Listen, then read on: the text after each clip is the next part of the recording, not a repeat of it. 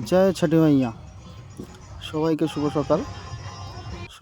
সবাইকে আমার নতুন ভিডিওতে স্বাগত জানাই।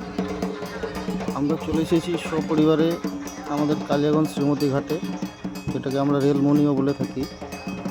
সেখানে ছট মায়ের আরাধনায় তার ভক্তরা ভর্তি হয়েছেন এবং আপনারা দেখতে পাচ্ছেন কি সুন্দরভাবে সাজানো হয়েছে চারিদিক। ঘাটের দুই পাশ, এটা ঘাটের দক্ষিণ পাশ। এর পরবর্তীতে আপনারা দেখতে পাবেন ঘাটের উত্তর পাশ। বেশ মনোরম একটা দৃশ্য। সবাই ছট মায়ের ব্রত পালন করছে। আমরা এই ভিডিওতে যে ছট মায়ের আরাধনা হচ্ছে, এখানে পূজা চলছে ছট মায়ের,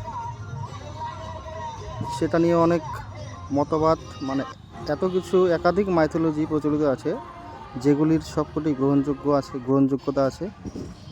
ফলে আমি ছোট থেকে দেখে আসছি, কিন্তু আমি আজ অবধি ঠিক করতে পারিনি যে ছট পূজা দেবীর পূজা না দেবের পূজা।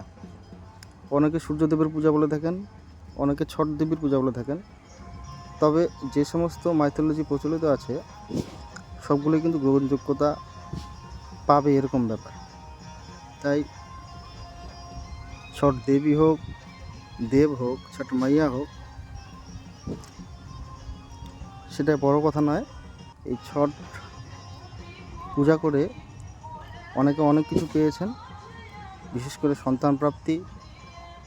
এই ছট মায়ের পূজা করে অনেকে পেয়েছেন, ঘটেছে অনেকের। তাই যাই হোক, সবাইকে ছট পূজার শুভকামনা। সবাই ভালো থাকুন, সকলে ভালো থাকি, এই আশা রাখবো। এই ছট পূজা মূলত ভোজপুর অঞ্চলেই প্রচলিত থাকলেও কালক্রমে কালের নিয়মে সব ভোজপুরিয়া সব জায়গায় চলে গেছে এবং পরবর্তীতে শুধু ভোজপুরিয়া নয়, বিভিন্ন জনজাতির সম্প্রদায়ের মানুষ ছট দেবীকে গ্রহণ করেছে এবং ভারতবর্ষের এমনকি বিশ্বের বিভিন্ন জায়গায় ছট মায়ের আরাধনা হয়ে চলেছে এবং দিনকে দিন এটি বৃদ্ধি পাবে।